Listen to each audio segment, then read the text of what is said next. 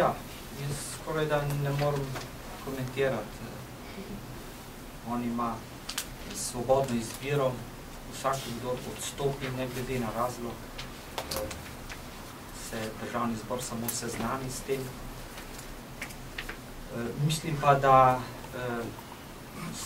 ne bi bilo sedaj potrebno ali nujno, da bi šli v izbiro ali pa v volitve novega podpredsednika.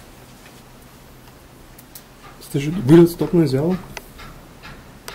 Jaz sem dobil samo tisto, kar ste dobili novinarji, oziroma ste najprej dobili, potem šli jaz, kjer gospod Peče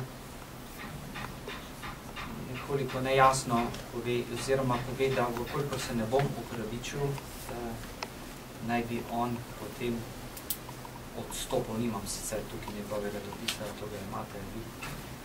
Jutri želim to vprašanje tudi odpreti na kolegiju, ker to ni samo moja zadeva, to je stvar kolegija.